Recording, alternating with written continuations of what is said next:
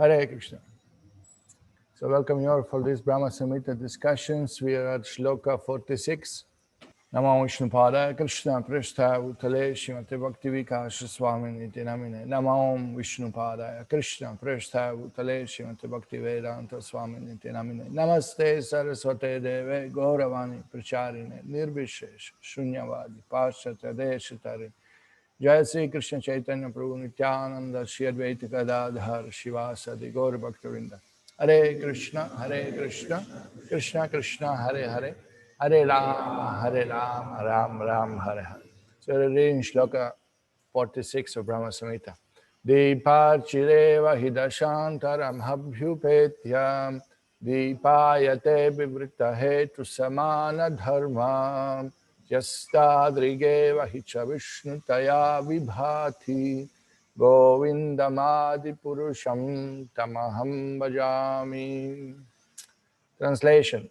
The light of one candle being communicated to other candles, although it burns separately in them, it is same in its quality.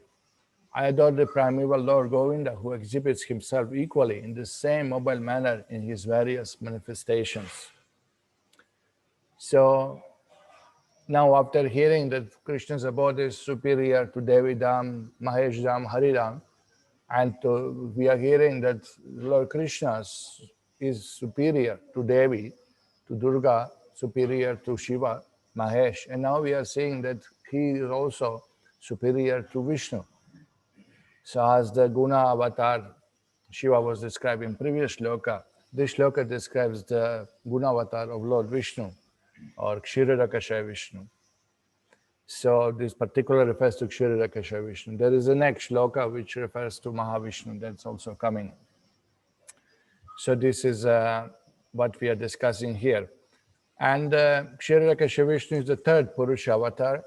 We know how it goes from Brahma, from Krishna, Balaram expands, from Balaram, Adi Chaturyuga, Vasudev Sankarshan, Pradyumna Aniruddha, from Sankarshan of Adi Chaturyuga or Adi Sankarshan comes Lord Nārāyaṇa, Vaikuntapati, Lord of Vaikuntha. From Nārāyaṇa, Dvitiya Chaturyuga comes. Again, Vasudeva Sankarshan, Pradyumna Aniruddha. From Maha Sankarshan of Dvitiya Chaturyuga, the expansion of Purusha avatars are there. Karnataka Vishnu, Garbhodakashayi Vishnu, and Kshirodakashayi Vishnu. So now here is described Kshirodakashayi Vishnu, who is expansion of Garbhodakashayi Vishnu, who is expansion of Mahavishnu, who is expansion of Maha Sankarshan, who is expansion of Narayan, who is expansion of Adi Sankarshan, who is expansion of Balaram, who is expansion of Krishna. It just went up and down, like they do Saragama Padanisa and then the reverse also. So many times you'll find this in Srila Prabhupada's purport explained.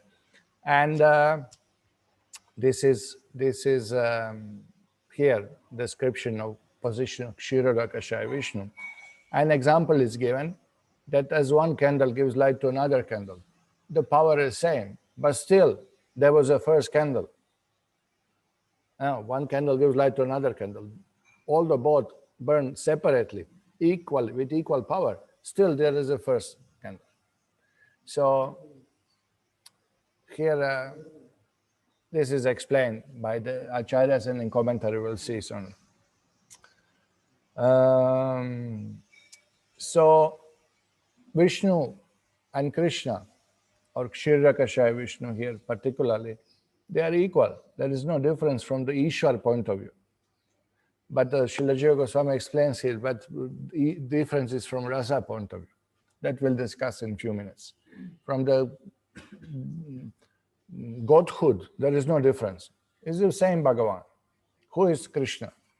Supreme Personality of Godhead, Swayam Rupa. This is how God looks like in his original form. And who is Lord Narayan? Well, Lord Krishna shows the opulences, Aishwaryas, his majesty. Then he assumes four-hand form. It's the same person. It's the same person. It's not some different person. So just like a Supreme Court judge has a one way relating to its family members in the house and another way relating in the court. In the courtroom, he's addressed differently, with majesty, with respect, with showing full power. And in the house, he may not show full power. Every time he talks to his wives and children, say, where is the evidence?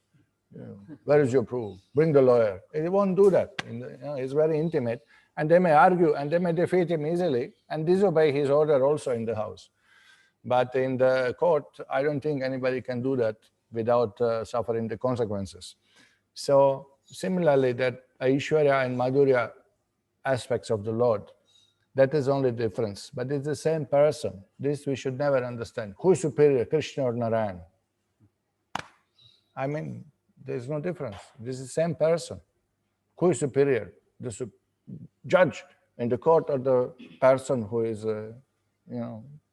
living in the house, whose job is to be judge. But still, those who have a personal relation with the judge in the house, the family members, they know him much better than people in the courtroom. There they know his powers. They know his discrimination. They know his sharpness, his firmness, his strictness, justice, they know. But do they know him personally? Not much of it. No? So who knows him better? So those who are intimately related, they know he's a judge, but he is a father also, his husband also, his grandfather also. He's a nice person. He likes this, he likes that. I know him personally. So if you know him personally, you know he's judge also. So it's like that. It's a little bit difference in understanding. So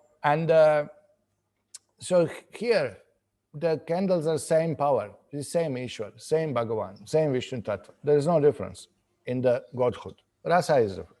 But when you come to Lord Shiva, this is not the same lamp anymore. Srila Jiva Goswami says, Shiva is controller of ignorance. He is like a flame from small lamp covered with soot. You have a little glass around the lamp and then it becomes black after some time. So that won't emanate the same power. So you may say also is lit by the first candle, but the power is diminished due to the soot, due to the contact with mode of ignorance, that power won't be the same. Therefore, we should understand that they are dissimilar. Vishnus are all similar, but Shiva is different. That cannot be compared. And later on in Shloka 48, it will be shown that this Kshirodakasha Vishnu is expansion of Karnodakasha Vishnu originally. Garbhodakasha Vishnu, then Karnodakasha Vishnu. So that also Krishna's supremacy will be shown. So, okay, now, let's read the purport. The presiding deities, or Haridam, Hari, Nārāyaṇa, Vishnu, etc., the subjective portions of Krishna are being described. Now, this candles refers to all Purusha avatars, refers to all also expansions of Lord in Vaikuntha. In Vaikuntha, we know there's so many Vishnu's expansions, so many, 24 expansions from the Chaturvyuha are described in Chaitanya Charitamrita. This is from Padma Purana, mentioned in Laghu Bhagavatamrita by Rupa Goswami. And all avaranas of the Vaikuntha are described there. So many forms of the Lord are there. These are all candles, lit from the first candle, all same powers. There's no difference. So Hari, Nārāyaṇa, Vishnu, like that. The majestic manifestation of Krishna is Nārāyaṇa, Lord of Vaikuntha. So this is who is Nārāyaṇa? Majestic manifestation of Krishna. When Krishna showed the Aishwarya opulences, that is Nārāyaṇa. Whose subjective portion is Karnodakasha Vishnu, the prime cause. So his subjective portion, his own expansion from the Lord Nārāyaṇa, there's Maha Sankarshan, and then from Maha Sankarshan, Karnodakasha Vishnu. And whose portion is Garbhodakasha? Again, from Karnodakasha Vishnu, Garbhodakasha Vishnu enters into each universe. And then he expands, Kshirodakasha is again the subjective portion of Garbhodakasha Vishnu. Lord Vishnu indicates all-pervading, omnipresent, omniscient personality. That means Vishnu. All-pervading, omnipresent, omniscient. Okay. In this shloka, the activities of the subjective portion of divinity are enunciated by the specification of the nature of Kshirodakasha Vishnu. particular this shloka refers to Kshirakasya Vishnu. Why? Because the Shiva was described previous shloka as a guna avatar. So this refers to the guna avatar of sattva guna of Vishnu, Kshirakasya Vishnu, related to the original source, Krishna, of all of them. The personality of Vishnu, the embodied form of the manifested quality, sattva guna, is quite distinct from that of Shambhu, who is adulterated with mundane qualities.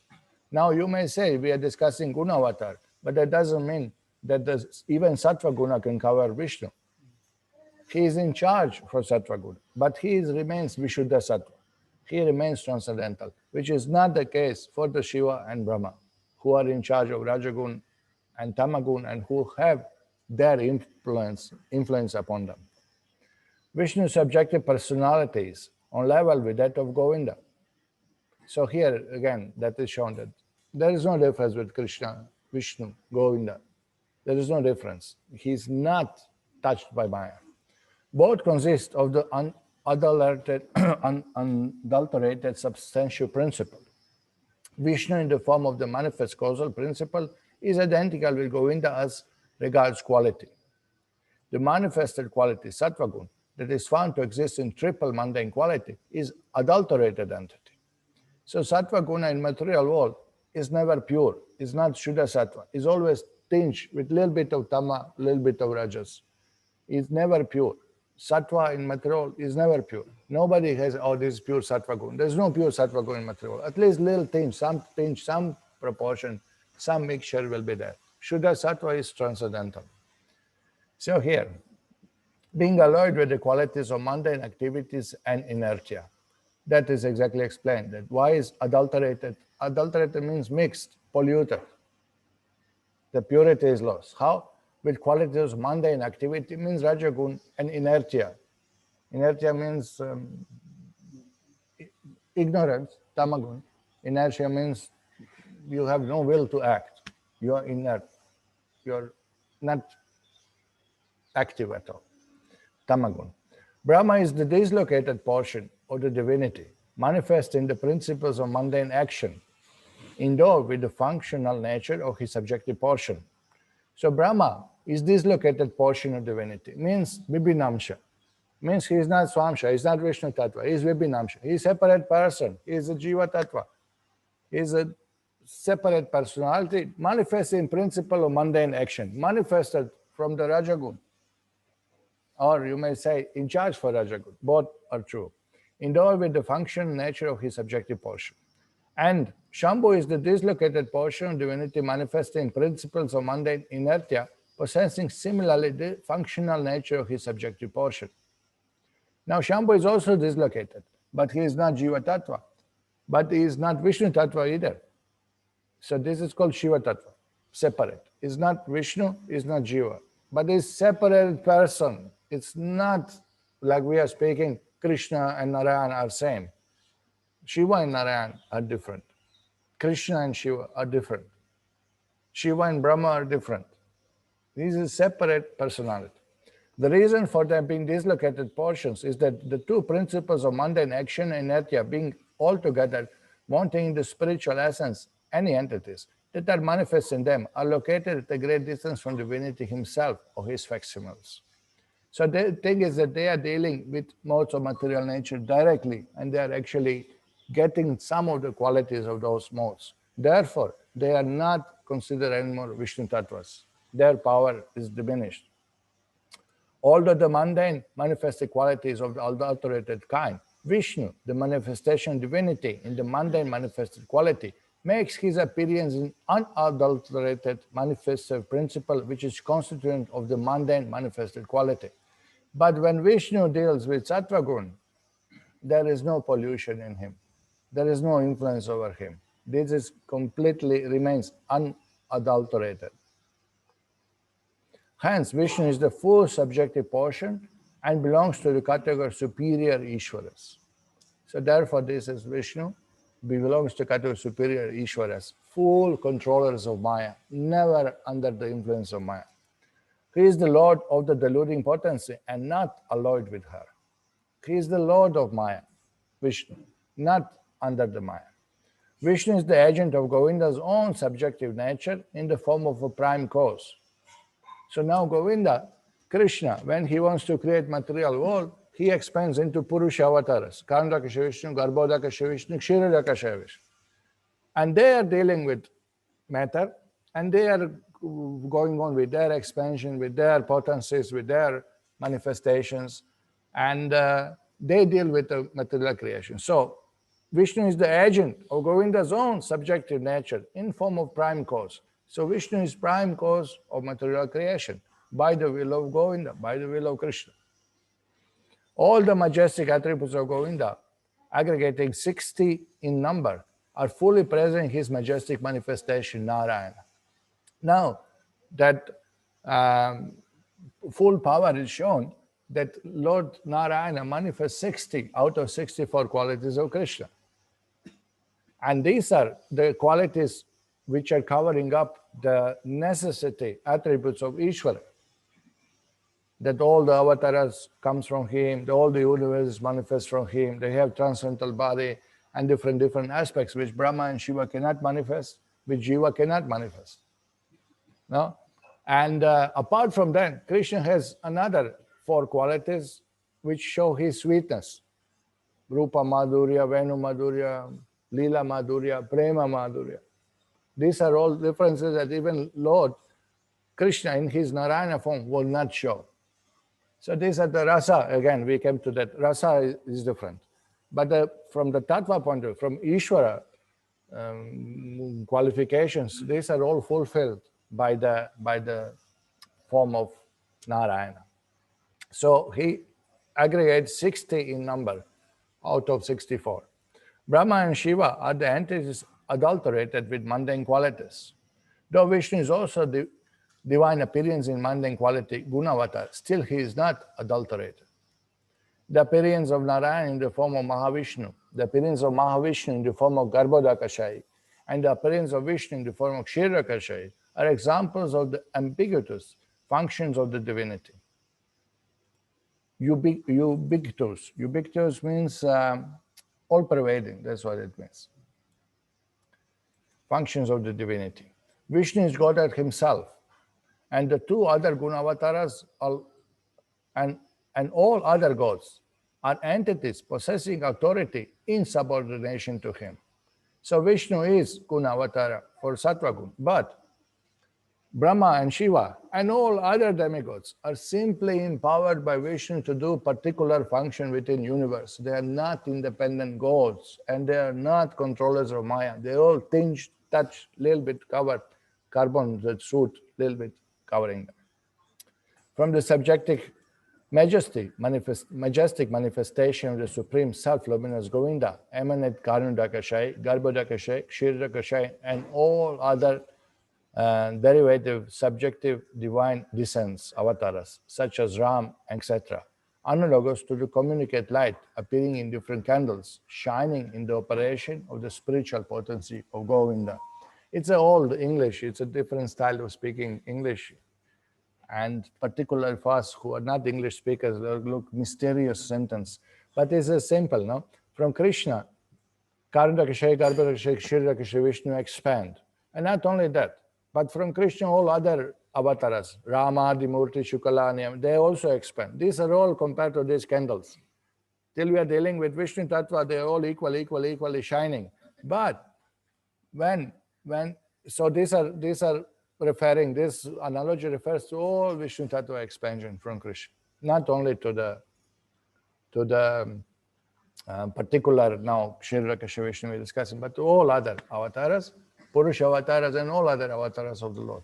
But when we speak about Shiva, Brahma and Devatas, we are not speaking about candles with equal power. This should be understood. This is the point here. So here Srila Jiva Goswami mentions this, the difference between rasa. So immediately Bhakti Rasamrita Sindhu is quoted. Actually, this shloka existed before Bhakti Rasamrita Sindhu was written.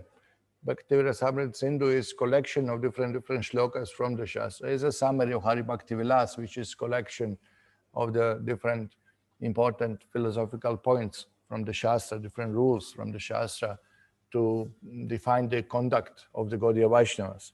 So here, Siddhantas Tvabedepi Shrisha Krishna Swarupayo Rasano Krishyate Krishna Rupam Esha Rasastiti. According to transcendental realization, there is no difference between the forms of Nārāyaṇa and Krishna.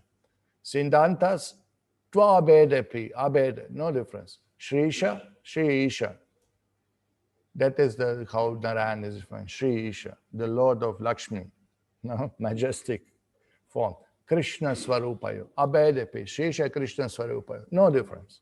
Rasa no Krishyate Krishna Rupam, Esha Rasastitihi. But from Rasa point of view, Krishna's form is more attractive.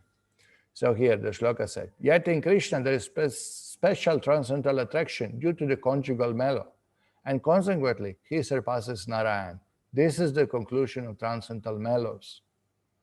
So now we don't want to go around and fight with all the Sri Vaishnavas and Madhvas who worship Nārāyaṇa as the supreme. They worship Lord in Dasya Rasa. Fine, that is their Swarupa maybe. They are attracted with Lord who shows the opulence. Fine, that's absolutely fine. They worship same Krishna. We are same party, we are all Vaishnavas. There's no need to fight with them. Yeah? One day we were in book distribution, met some Sri Vaishnava, he was pushing, Nārāyaṇa is supreme, Krishna is avatar. I was pushing, Krishna is supreme, Nārāyaṇa is avatar. It was all debate, 2 hours, He didn't want to buy the book. It was such a tension of discussion, And we came from book distribution, Guru Maharaj was here. So I told Maharaj, he said this and I said this and he said that and I said that and he provided this shloka and I quoted this shloka. And Maharaj said, Gokul, if you want to quarrel with somebody, find some Mayavadis, atheists, communists, bogus avatars. Why you are disturbing Vaishnavas? They're already worshipping Lord. It's fine, just don't argue with them. It's okay, they are worshipping same God, don't be enemy of them, But we should know, for our own understanding, we should know that Krishna is source of Nārāyaṇa, that Krishna's form is superior. And then we should know to present it from Shastri point of view. And we should also know that don't go too much into it because you are really speaking about 2 different forms of the same Lord. So, it's not that this is now main mission in life is go now and defeat all Sri Vaishnava and Madhvas and come on, defeat atheists. That's really the meaning. Okay, so in Chaitanya Charitamrita, the discussion of Krishna's supremacy in rasa is explained. And it's a beautiful lila when Chaitanya Mahaprabhu comes to South India, when Sri Vaishnavas are prominent, and he meets the Bhattacharya, who is follower of Ramanujacharya and who worships Lakshmi Narayan as the supreme. So Chaitanya Mahaprabhu stays in his house and they become friends, they become talking. So Chaitanya Mahaprabhu teased him in joking way, preached to him that Krishna is supreme. How? By teasing him that, here from Chaitanya Charitamrita Madhya Lila we're quoting, your worshipful goddess of fortune, Lakshmi, always remains on chest of Nārāyaṇa, and she is certainly the most chaste woman in creation. However, my Lord is Lord Krishna, Sri Krishna, a cowboy who is engaged in tending cows. Why is it that Lakshmi, being such a chaste wife, wants to associate with my Lord? So you can see this is very jolly way of discussing this rasa tattva. Okay, so he is teasing him. My Lord is Krishna, your Lord is Narayan, as if this is different Lord. So from rasa point of view, he is teasing him. That why did Lakshmi left the Lord? And we know, shloka will be quoted, that Lakshmi went to perform austerities for many, many years to take part in Rasa Lila. And she was not allowed. Why she was not allowed? Because she wanted to enter Rasa Lila with her own Aishwarya Rupa of Lakshmi in Vaikuntha. Forehand form with all the ornaments, with all the opulence, and that is not what Krishna wants in Rasa Lila. That is not the mood of Madhurya devotees. So that maintaining that concept of Aishwarya, that is not, one will not be allowed to enter Vrindavan when Madhurya is prominent, when sweetness is prominent over opulences. Krishna's godhood, Krishna's opulences, Krishna's Aishwarya are not shown in Vrindavan. Or even if they are shown, Nobody bothers about that. That's not the prerequisite of worshipping Krishna. The more direct, the sweetness, the Krishna's personal dealing, intimate dealing. Simply devotees love Krishna because they like him, they love him, they are attracted with him, not because he is God. They don't worship Krishna Vrindavan because he is God, simply because they love him. So this is the difference. In Vaikuntha, everybody knows he is the Supreme Lord, therefore we worship him. Not that they don't love him, they love him, but they have this knowledge, oh, he's supreme. But in Vrindavan, they worship Krishna even without knowing that he is supreme. So that is their glory. Their glory is even higher, because many times in material world you have this issue that the rich person has a difficulty to know who is his real friend. We know the children of rich people, they suffer a lot in the life. They're very rich and they can afford anything. And then they have so many so-called friends who come to them because of the money, because of interest, because of something, some want from them. So many times they want to present, that, no, I'm just ordinary, to know who is his real friend. Now, once the people know, oh, so much money, so they change. Because of that Maya, because of that opulence, attraction to opulence. So Lord also, he likes the devotees who are not bothering about his powers, opulences, and they simply love him. And of course, for the higher rasas of Sakya, Vatsalya, and Madhurya, this is very much required, because you cannot play with Lord, you cannot come close to him if you're all the time keeping in mind that he is supreme. So that intimate dealing, the pastimes of Lord, will be unfold only when Aishwarya Jnana is removed from the mind of his devotees. So anyway, Lord Chaitanya Mahaprabhu is playfully joking. Just to associate with Krishna, Lakshmi abandoned all transcendental happiness in Vaikuntha, and for a long time accepted vows and regulated principles and performed unlimited austerities. No? And then Chaitanya Mahaprabhu quoted Bhagavatam to show that. This is from Kaliya Leela. O Lord, we do not know how the serpent Kaliya, these are wives, Kaliya's wives, Kaliya Patnis, they are speaking. We do not know how the serpent Kaliya attained such an opportunity to be touched by the dust of your lotus feet. Even the goddess of fortune, for this end, perform austerities for centuries, giving up all other desires and observing the austere vows. Indeed, we do not know how the serpent Kaliya got such an opportunity. So here you can see Chaitanya Mahaprabhu quotes Bhagavatam as an authority to show that even Lakshmi is attracted with Krishna's form.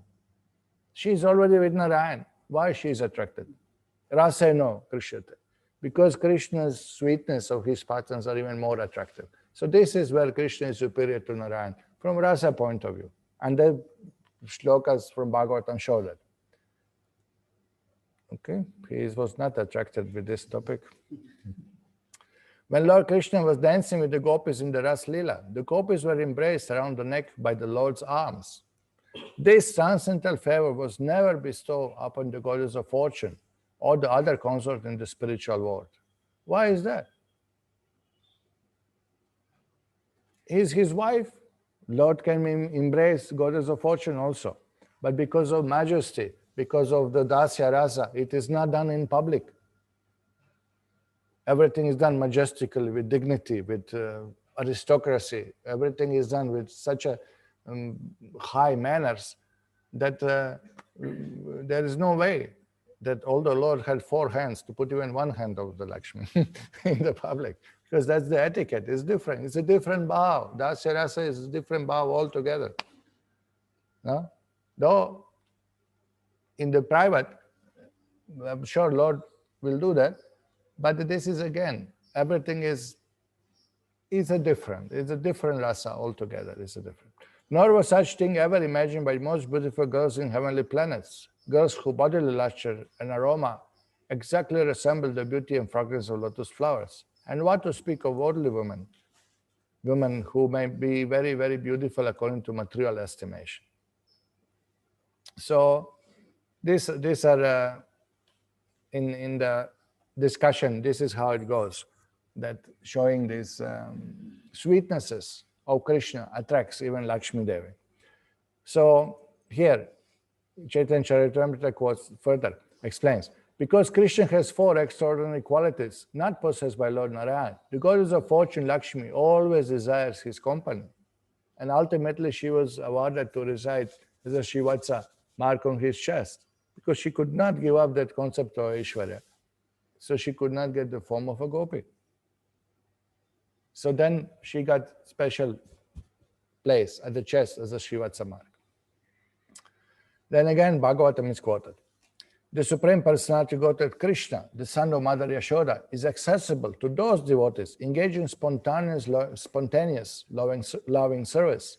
But he is not as easily accessible to mental speculators, to those who strive for self-realization by severe austerities and penances, or to those who consider the body the same as the self.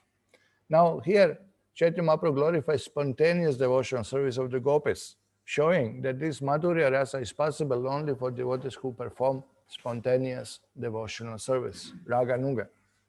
Where there are those devotees who worship Krishna through sadhana bhakti, through Vaidhi bhakti, they go to Vaikuntha. Those devotees who worship Krishna with spontaneous devotional service, Raga Nuga bhakti, they go to Vrindavan, Goloka. So there is a difference. So here, the goddess of fortune Lakshmi wanted to enjoy Krishna and at the same time retain her spiritual body in the form of Lakshmi. However, she did not follow in the footsteps of gopis in her worship of Krishna. So she was not allowed. Why? Because it's a kind of rasa abhas. You cannot maintain Aishwaryas in the Vrindavan. Krishna simply does not relish it. And it disturbs, disturbs the pastimes, actually. It's a rasa abhas.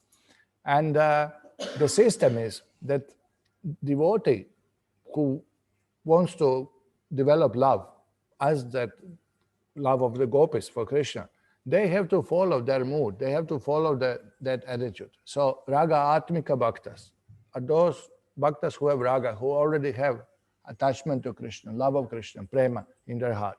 So raga nuga means that you follow raga atmika bhaktas. So you follow example of Mother Yashoda in Vatsalya Rasa, or some of Krishna's friends, Sridhar, Sudama, or others who are in Sakya Rasa, or you follow some of the gopis in Madhurya Rasa. You follow their example and this. Of course, we are talking about Raga Nuga Bhakti, that we are not at that level now. Now we follow sadhana bhakti, purify our heart, purify our mind, get rid of anarthas, come to nishta, ruchi, develop taste for service, for devotional practices, for hearing about Krishna, chanting his name.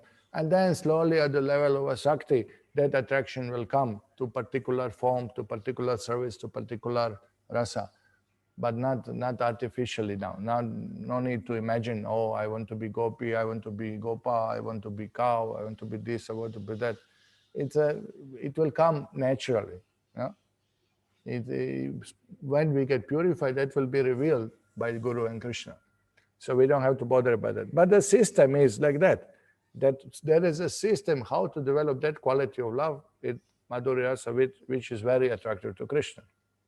So here, the Supreme Personality of Godhead, Krishna, attracts the mind of goddess of fortune. But Lord Narayan cannot attract the minds of the gopis. This proves the super excellence of Krishna. So this is how Chaitanya Mahaprabhu explained. And then again, the Leela is quoted when Krishna assumed form of Narayan and gopis offered pranam, but they were not attracted. They were looking for Krishna. So like that. To say nothing of Lord Narayan personally, Lord Krishna himself appeared as Narayan, just to play a joke on the gopis. Although Krishna assumed the form of Narayan, he could not attract the serious attention of the gopis in ecstatic love. No? So this is now the quoted, the whole Lila, no? Okay, I'll skip a little bit. This is from Lalita Madhava quoted. And then in Chaitanya Charitamrita, the conclusion is, Ete chamsa kala pumsa Krishnastu bhagavan swayam indrari vyakulam lokam mridayanti yuge yuge. That Krishna is source of Narayan. Based on this rasa distinction, it is established, yes, Krishna is superior to even Nārāyaṇa. All his incarnation got here either plenary portion or parts of the plenary portion of the Purusha avatars. But Krishna is Supreme Personality Godhead himself. In every age, he protects the world through his different features when the world is disturbed by enemies of Indra. Now, purport explained. This statement of Srimad Bhagavatam definitely negates the concept that Krishna is an avatar of Vishnu or Nārāyaṇa. Lord Sri Krishna is the original personality of Godhead, the supreme cause of all causes. This verse clearly indicates that incarnations of personality of Godhead, such as Śrī Ram, Nrsimha, Varaha, are all undoubtedly belong to the Vishnu group, but that all of them are either plenary portions or portions of plenary portions of the original personality of Godhead, Lord Sri Krishna. So either they are directly expansion of Krishna or they are expansions of expansions, like from Chaturyuga, Nārāyaṇa comes, from Nārāyaṇa comes Dvitiya Chaturyuga, from Dvitiya Chaturyuga comes Karnataka Shri Vishnu, then his plenary expansion. Plenary means complete, full powers are there. But now expansion of plenary expansion, Garbhodaka Shri Vishnu, Kshirodaka Shri Vishnu, like this. So either they are ete cha amsa, kala, either they are amsa or kala, but they are all expansion of Krishna. All the incarnation of Godhead are plenary portion or parts of plenary portion of Purusha avatars, but the primeval Lord is Sri Krishna. He is the Supreme Personality of Godhead, the fountainhead of all incarnations. So now this is the thing that we can expect this confusion also. Why the confusion comes? Who is Supreme, Krishna or Nārāyaṇa? In Shastra, whenever there is a description of avatars, there is a description of material creation, there is a description of different manifestations, different leelas, of different pastimes within the material universe, you will find description of avatars. After all, Purusha avatars are meant for that, to deal with material world. So whenever anything within material world is described, whether it's creation, manifestation of planets, manifestation of forms, or different leelas of avatars, definitely Lord Narayan will be all the time mentioned as a source of that, because that's his purpose. That's why he is expanded from Krishna. So all the time Narayan will be mentioned, because all the time you are discussing about particular things happening within material world. But when Krishna is above that, Krishna is activities of Vaikuntha, when this is described, then superiority of Krishna is very clear. So no wonder the Shastra so much discuss Narayan expansion, Narayan avatar, Narayan this, Narayan, because this is what it is. This is what they are deal with. Purusha avatars deal with material manifestation. So no wonder the Shastra so much propagates, so much explains it, so many times it is said. No wonder that they confuse Krishna as another avatar. But this Bhagavatam shloka is very clear. After describing 24 avatars, then says, Ete charms, all of this, Ete charmsa kalapumsa, Krishna's tu Bhagavan Swayam. Now Chaitanya Charitamrita goes in details explaining grammatically through Sanskrit, through the grammar rules, how this cannot mean anything else than Krishna is supreme. How this cannot mean that Krishna is an avatar of Narayan. So there's a big discussion going on in Chaitanya Charitamrita, grammatically. Now shloka is explained grammatically. The predicate of sentence is what is unknown to the reader, whereas subject is what is known to him. For example, you may say, the Vipra is greatly learned man. In this sentence, Vipra is subject and predicate is his erudition, that he is very learned. The man's being Vipra is known, but his erudition is unknown. Therefore, the person is identified first and his erudition later. Okay. So in this same way, all the incarnations were known, but whose incarnations they are was unknown. Because all avatars are first listed. And then it says, Ete chamsa kalapumsa, Krishna's tu Bhagavan Swayam. So it's very clear what it indicates. No? So first word, Ete, this, establish the subject, incarnations. Then plenary portion of the Purusha avatars follows as the predicate. So what they are? Ete, all of these, subject is established. What they are? Amsa, Kala. They are either plenary expansion or expansion of plenary expansion. So it's qualified, it's described predicate. In the same way, when Krishna was first counted among incarnations, specific knowledge about him was still unknown. Because Krishna was listed, Krishna Balaram, one avatar, Buddha, one avatar, Kalki, one avatar, But then the shloka comes, Ete chamsa kala pumsa, Krishnastu Bhagavan Swam. It's very clear. Therefore, first of all, Krishna appears as subject followed by predicate, describing him as the original personality of Godhead. So this is if really somebody really insists, okay, how you say Krishna is supreme, Nārāyaṇa is supreme. So here, you please read the shloka and explain in the Sanskrit if you can. It's very clear. It's a very straightforward statement. This establishes that Krishna is the original personality of Godhead. The original personality of Godhead is therefore necessarily Krishna. Had Krishna been the plenary portion of Nārāyaṇa, the primeval Lord, the statement of Sutta Goswami would have been reversed. Then he would have said, Nārāyaṇa, the source of all incarnation, is the original personality of Godhead. He appears as Krishna. Nārāyaṇa Amshi is Swayam Bhagavan. It would say, Nārāyaṇa is Amshi, but did not say. Shloka did not say like that. Brahma Pramad Viprabhisa Karna Patav. Mistake, illusion, cheating, and defective perception do not occur in sayings of the authoritative sages. So you cannot say, oh, Sukadeva Goswami made mistake. He mispronounced. No, he is above four mistakes which we attach to the human being. He is self-liberated soul. He is directly speaking what Paramatma says. And Paramatma says, Krishnastu Bhagavan Swayam. Who is Paramatma? Vishnu. He says, Krishnastu Paramatma. All right, Prabhupada. Bhagavatam has listed the avatars, the plenary expansion of Purusha, and Lord Krishna appears among them. But the Bhagavatam further explains Lord Krishna's specific position as the Supreme Personality of Godhead. Since Lord Krishna is the original personality of Godhead, reason and argument establish that his position is always supreme. Now that you can see from all Bhagavatam, that in first 9 cantos, all avatars are described. Varaha is described, Matsya is described, Nrsimha is described, Vamana is described. But 10 canto, the major portion of Bhagavatam, is dedicated only to Krishna and his pastimes. And that is the ultimate one, the last one. And a little bit Jnana Vrapta at the end on the 11th canto and 12th canto, little prediction about the future, and that's all, end of the book. Just not to abruptly stop on Krishna Leelas, little bit is added, you know. But all Bhagavatam, the last book written by Vyasadeva, finally hits at the personality of Godhead, the supreme personality of Godhead, Krishnastu Bhagavan Swayam. Have Krishna been plenary expansion of Nārāyaṇa, the original verse would have been differently composed. Indeed, its order would have been reversed.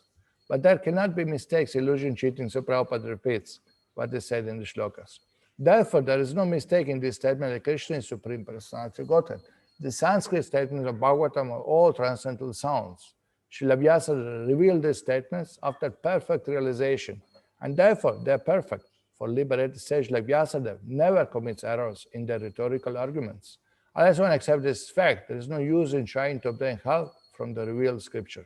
Then why you are reading scripture? Simply want to prove something else. You have to accept Shastra as they are. So Prabhupada gives all the commentary there, and then Chaitanya Charitamrita continues. Only the personality Godhead, the source of all other divinities, is eligible to be designated Swayam Bhagavan or primeval Lord.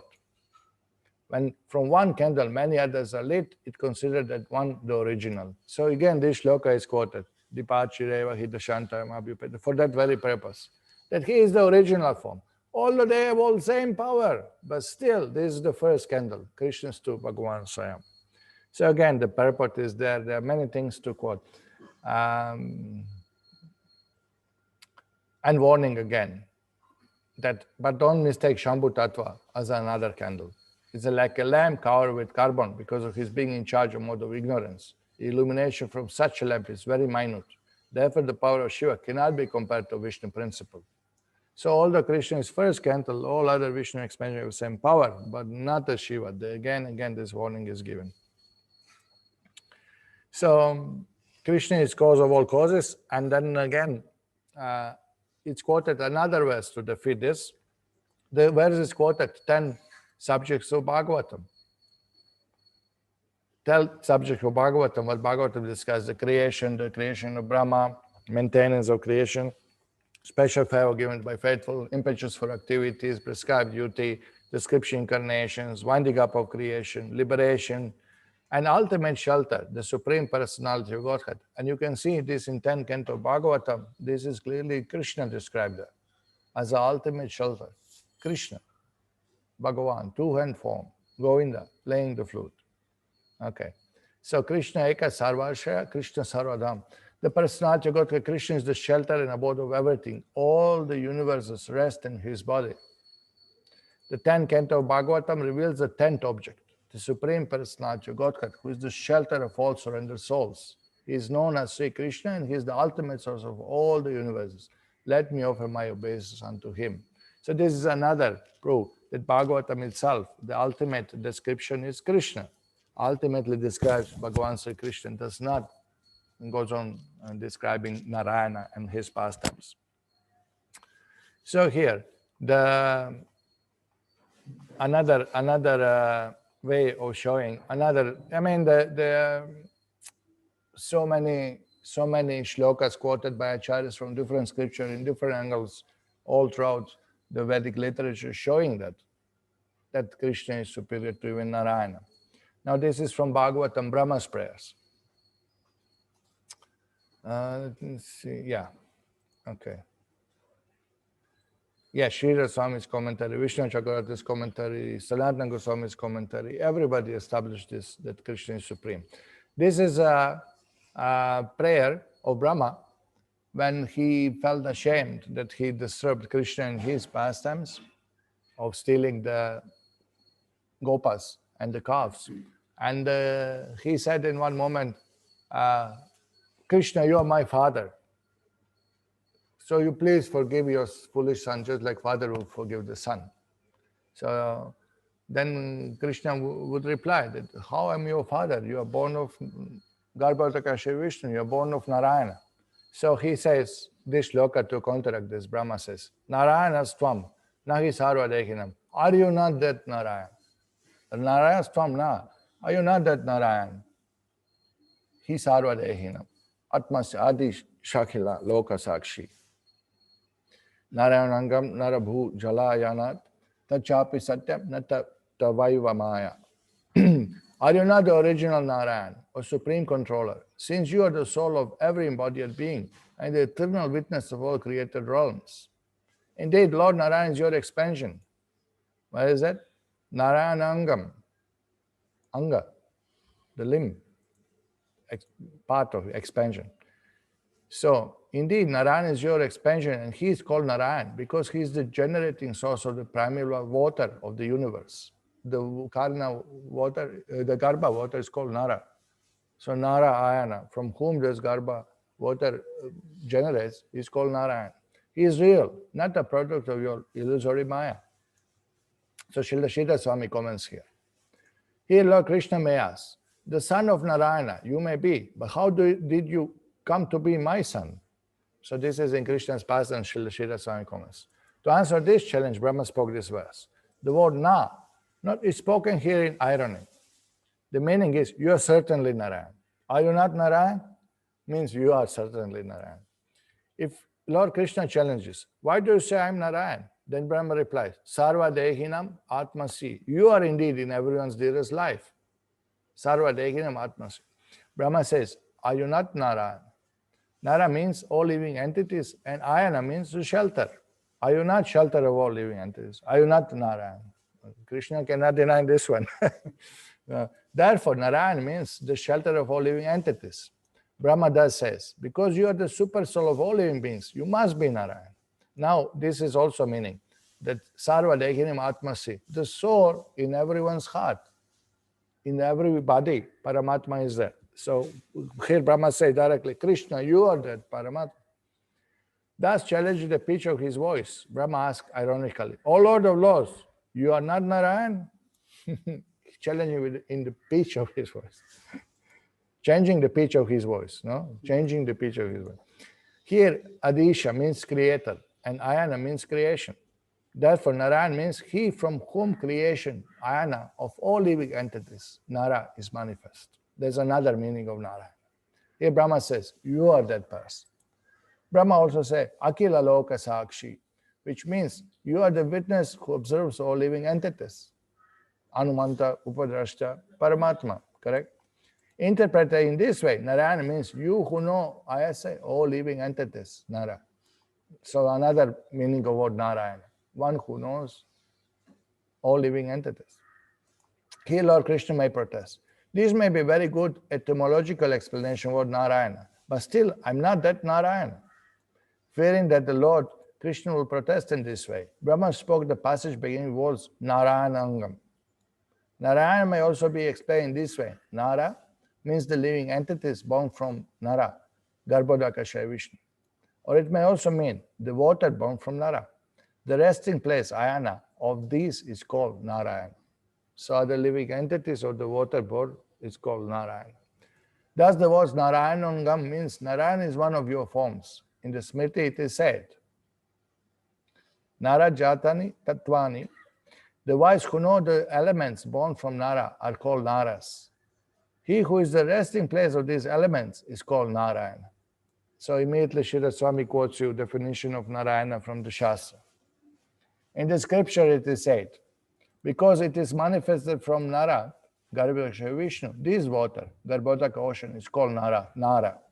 He who rests on this water is called Nārāyaṇa. So these are all shlokas from Shastra supporting this explanation. Here Lord Krishna may protest, my form is limitless and all-pervading. How can it rest on the water? Brahma answers by affirming, Tat chapi satyamna. It is real. It is not a creation of Maya. Just to confirm this, that Krishna, for Krishna is possible to rest on the water also. This is not some imagination. Here Srila Sanatana Goswami comments also. Are you okay? Everyone okay? I know reading is a little boring, but the subject is not boring at all. Here the word Angam means one of your forms. Lord Krishna may protest. The word Nara, Bhujala, Narayan refers to one whose abode is the water born from Nara, Garbhodakasha Vishnu, implied that Narayan has a body. Bodies are by nature temporary and unreal.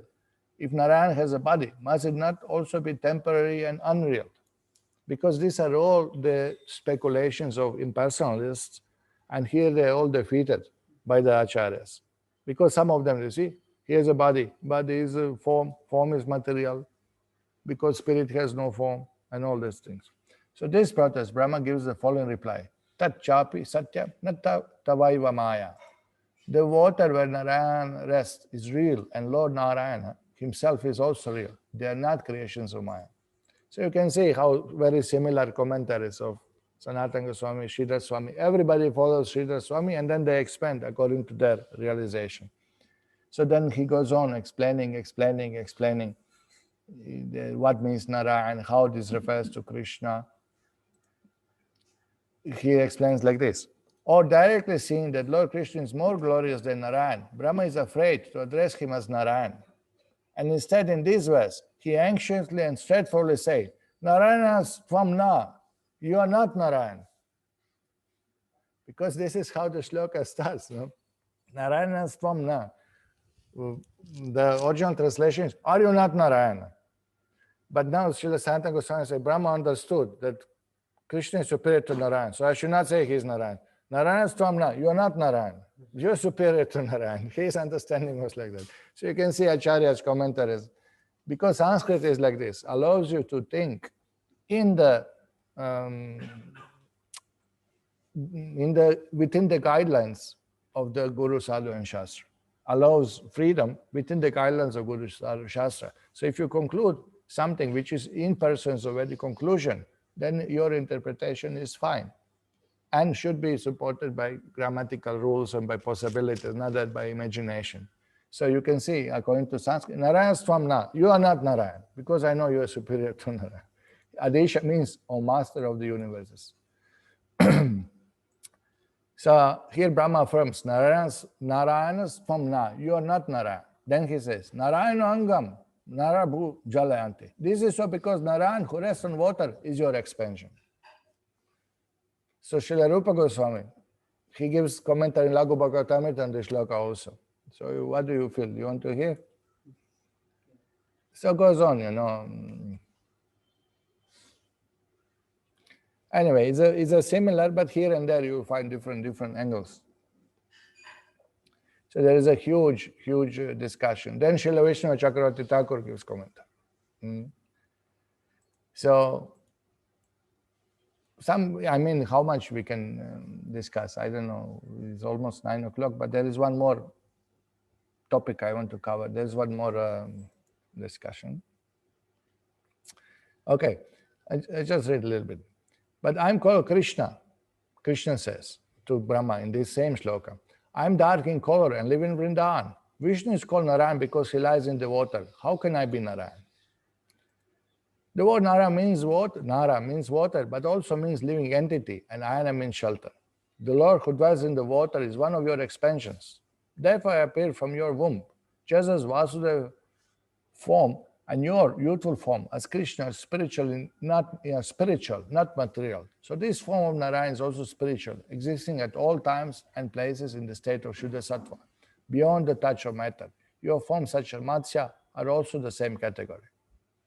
So you can say it is very much matching each other Acharya's explanation, but little different flavor, different angles are given. Okay, Srila Prabhupada also say, many places throughout Prabhupada's books, you will find that Prabhupada follows immediately Acharya's conclusion, and they will point out from different parts of the scriptures, from different shlokas from Gita. This shows Krishna is superior to Narayan. Bhagavatam shloka, this shows Krishna is superior to Narayan. This particular lila, this shows Krishna is superior to Narayan. Some of the famous shloka, Aham Sarvasya Prabhavo, Prabhupada said. Sarvasya means including big demigods, Brahma, Shiva, even Narayan, even Vishnu. Everything is the original person is Krishna. Aham Sarvasya Prabhavo means Aham Sarvasya Prabhavo. Means I am the source of everything and everyone, including Narayan. You cannot put condition to this statement. Matav parataramana kinchit asti dhanaja. There is nothing superior to me. Aham sarvasya prabhu. These are very strong statements. This Bhagavan is speaking himself. This is not somebody speaking about Bhagavan. Now party is coming, Krishna is supreme, party is coming, Narayan is supreme, party is coming, Shiva is supreme. Then we have big debate. That was also there, that Bhrigu Muni Lila. Remember, he was sent by rishis to ascertain who is supreme, Shiva, Brahma or Vishnu. And that also shows in Bhagavatam that Vishnu is supreme. But here we are discussing who is superior, Vishnu or Krishna. More difficult, more delicate. So here, this shloka from Gita, if somebody says, who is superior? Aham sarvasya prabhu, Krishna. So here, this is from the Ajamila Lila, 6th canto. Although not having fully realized Krishna, persons who have even once surrendered completely unto his lotus feet and who have become attracted to his name, form, qualities, and pastimes are completely free of all sinful reactions. They have thus accepted the true method of atonement. Even in dreams, such surrendered soul does not see Amaraj in other carriers who are equipped with rope to bind sinful. Now, Prabhupada gives a comment here. Sakrin mana Krishna padara vindaya. If you see previous chapters, how the discussion goes by Shukadeva Goswami, Prabhupada summarizes here. It's also significant that Shukadeva Goswami, having several times repeated the words Vasudeva Parayana, Nārāyaṇa Parayana, in this particular Lila of Ajamila, finally says Krishna Padara Vindaya. Thus he indicates that Krishna is the origin of both Nārāyaṇa and Vasudeva. Even though Nārāyaṇa and Vasudeva are not different from Krishna, simply by surrendering to Krishna, one fully surrenders to all his expansions, such as Nārāyaṇa, Vasudeva, and Govinda. As Krishna says in Gita, Matav parataram nānyat, there is no truth superior to me. There may be many names and forms of Supreme God, but Krishna is supreme form. Krishna is tu Bhagavan Swayam. So you see how Prabhupada just uses this amazing observation. No? You say Nārāyaṇa Parayana, Vasudeva Parayana, but then Krishna Padaravinda. Ultimately he said Krishna, because he is the ultimate form of God. So there is all big commentary there. Now, this is another interesting lila, which is used by the Vaishnavas who support the concept that Narayan is origin of Krishna. They quote lila from Bhagavatam. What is the lila? The lila is that the Lord Nārāyaṇa took the sons of a Brahmana make them disappear for many, many years. Every year, son will be born to Brahmana and the boy will disappear. So then Brahmana gets so upset and went to Arjun and Krishna for help. That, you are king of Dwaraka, you are, so mighty, Kshatriya Arjun, but nobody is protecting my children are dying. Where are my sons? So Lord Mahavishnu took the sons of a Brahmana. And that lila is described then when Krishna and Arjun pierced the coverings of universe and went to Kṛṣṇa ocean and went to the palace of Nārāyaṇa and saw him lying on Ananta Shesha there. They bowed down to Mahavishnu. And Mahavishnu spoke to them that, good, you spread Dharma, and after you finish, come back quickly to me, and you should remain on the planet spreading Dharma in the form of Nārāyaṇa. So this proves that Mahavishnu is supreme, and Krishna and Arjuna are his amshas. And Shloka says directly, both of you are my angas, my expansions. Okay, so here now the commentaries of Acharyas. Let me see, what do we have? Okay. So Lord Mahavishnu said, O Lord, who appeared with your expansions. Now, this is how our Acharyas translate the shloka. O Lord, who have appeared with your expansions, I brought the Brahmana sons here because I wanted to see two of you. As soon as you finish killing the demons who burden the earth, quickly make them come to me. Now that translation of Sanskrit, which other translates that you are my amshas, our Acharyas, Vishnu Chakravarti Thakur translates, oh Lord, who appears with all of your amshas. Because when Krishna comes, all the avatars comes within his body. So Lord, who appeared with all your expansions, with amshas, I brought the Brahmana son here because I wanted to see two of you. So this is interesting. Krishna offered respect to Mahavishnu, Shloka says directly, as a part of his joyful pastimes, as he did to Govardhan. When Krishna assumed the huge form of Govardhan, which is Krishna, Krishna's own form, who was eating, Anyor, all these offerings given by the Brijvasis. When all Brijvasis saw that form, Krishna first offered pranam, so everybody offered pranam. It doesn't mean that that form is superior to Krishna. No, the form is not different from Krishna. So here, for the sake of pastimes, Krishna is offering pranam to Mahavishnu. Okay. Tasmai Namo Vraja Jana Sakas. Okay. The Lord bowed down to his form of Govardhan hill, thus in effect offering obeisance to himself. Vishnu was filled with unlimited powers, Anantam. Krishna Swayam Bhagavan never failed to show his pervading nature and other qualities even in this situation, Achyuta, but also never failed to act as a human in his pastimes. So Krishna is acting as a human in his pastimes. Okay, he's a king, he's a prince, he's coming to see Mahavishnu. He bows down. That's all. So simple, no? It's not difficult to understand. And though Arjuna was unconquerable, he showed fear of seeing this form. After seeing this huge form, and it is described in the Shastra that Mahavishnu's form is so big that even Garbhodakasha Vishnu is in that form, which is, occupying half of the universe, that is insignificantly small compared to Karnataka Vishnu. Remember, from pore of his skin, millions of universes are coming. And that tiny, tiny universe, Garbhodakasha Vishnu enters, and he expands into Kshirodakasha Vishnu, who enters in everyone's heart, who is even more smaller. Then how big is Karnataka Vishnu? We say Shiva is big. Somebody was describing Shiva is as big as the India, continent of India. Such a height of Shiva sitting beneath banyan tree. Okay. But then Garbhodakasha Vishnu is so huge. What is one India? What is one Earth? What is the Bhumandala? 1 mm, tiny, tiny line in the universe, nothing compared to 14 planetary system. And that one universe is just coming out of pore of the skin of Mahavishnu, and millions, trillions, unlimited number of, as he exhales, they are created, and as he inhales, all are destroyed.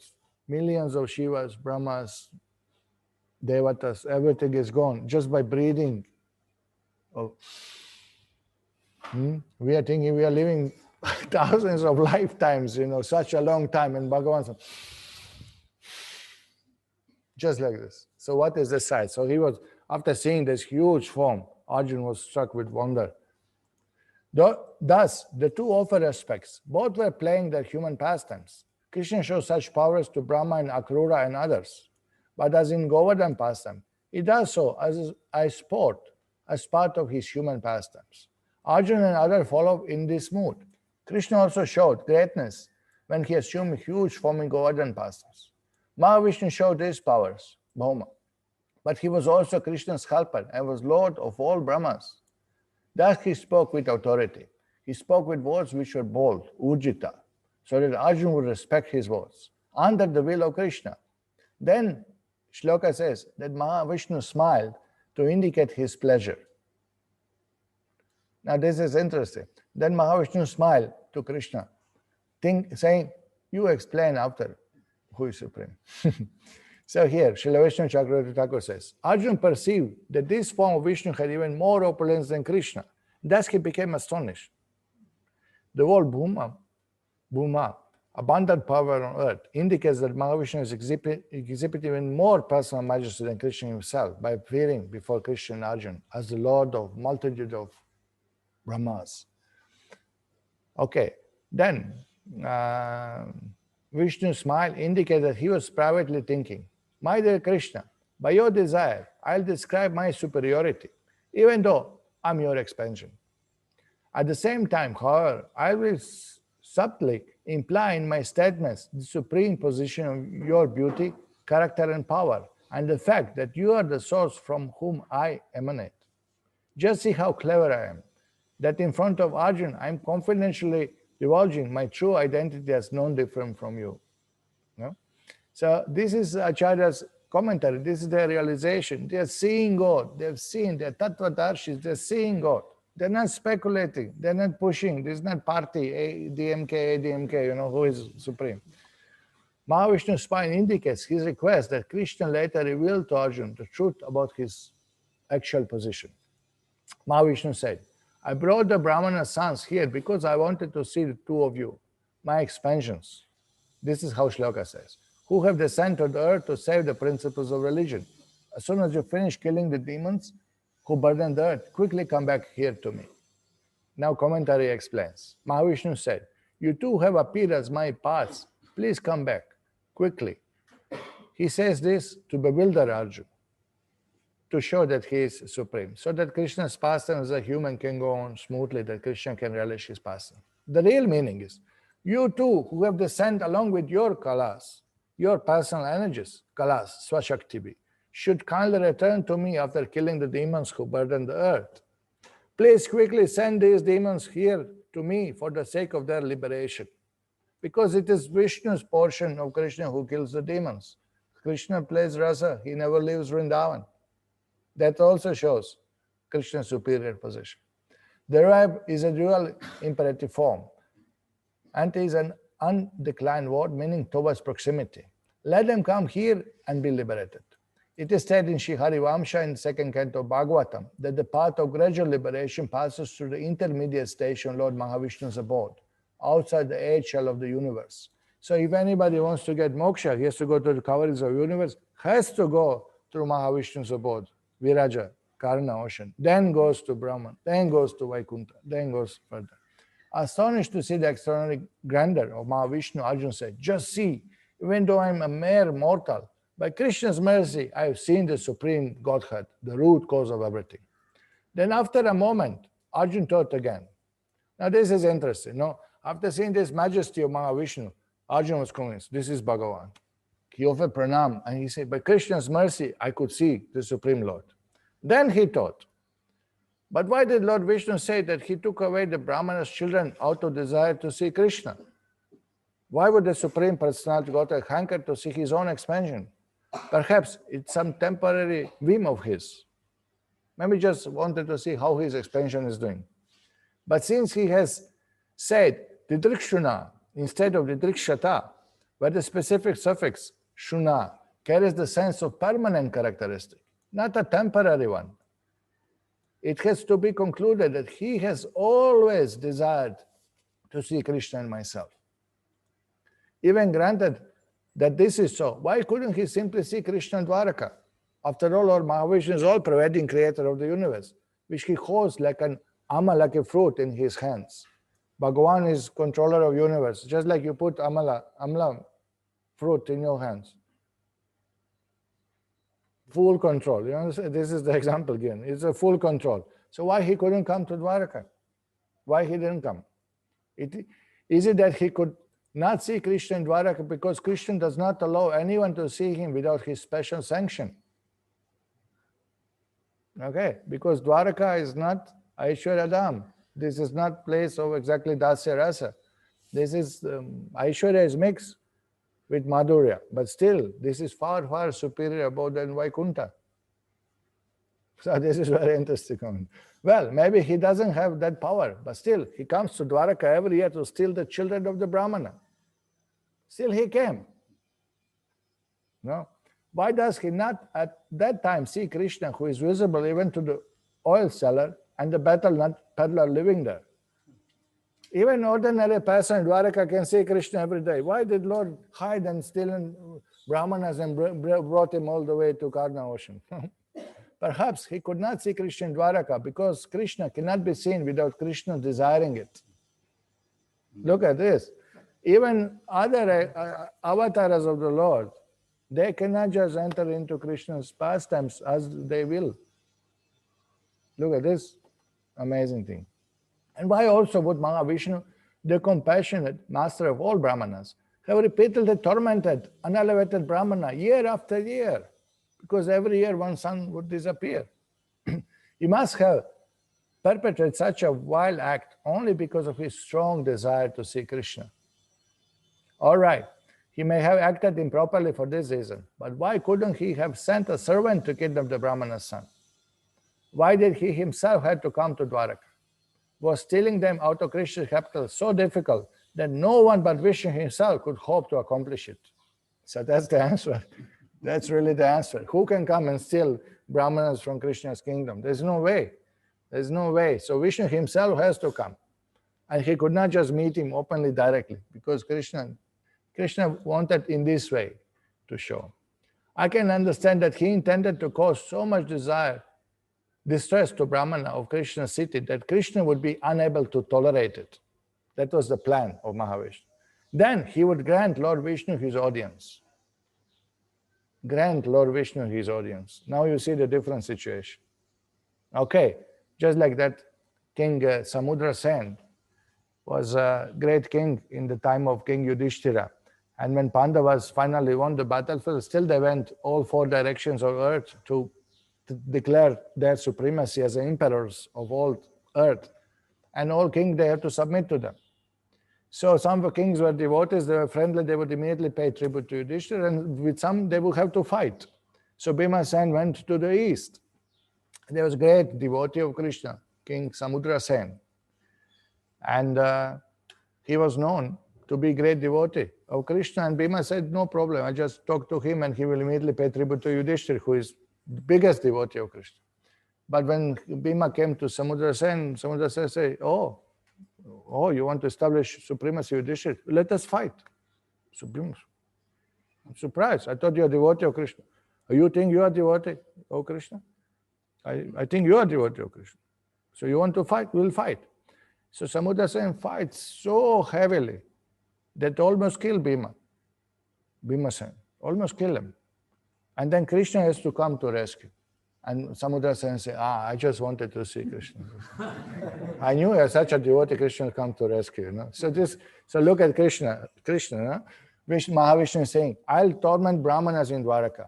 Then Krishna will come and rescue. There's no way. He will give the audience like that. Inspired by Vishnu's form as a super soul within. Look at this. Vishnu is Paramatma. No?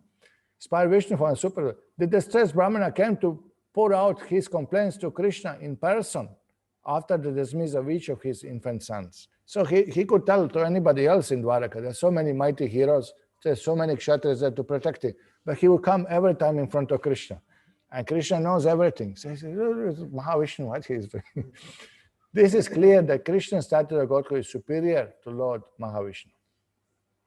So, having thought in this way, Arjuna was totally amazed. Then Arjuna asked Krishna whether there were actually the facts of the matter. So Arjuna asked Krishna, and Harivamsha Krishna explains, Mad darshanartam te balaghritastena mahatman. That yes, it was to see me that he, the super soul, stole the children. He believed only on the Brahmana's behalf will Krishna come to see me, not otherwise. So Harivamsha explained, Krishna directly says, this is a fact, this is how it happened. So you can say this is not speculation by Vishnu Chakravarti Thakur, this is all based on Shastra. This is their realization. They know who is supreme. No? So anyway, how much Sri Vaishnavas or Madhus will accept this version of story? But Shastra says, Mad darshanartam, for the sake of seeing me, that the super soul, no, te bala hritastena mahatmana, viprartam, eshyate Krishna, viprartam, for the sake of Brahmana, I will come, he knew. Krishna further told Arjuna, I did not go there, however, for Brahmana's sake.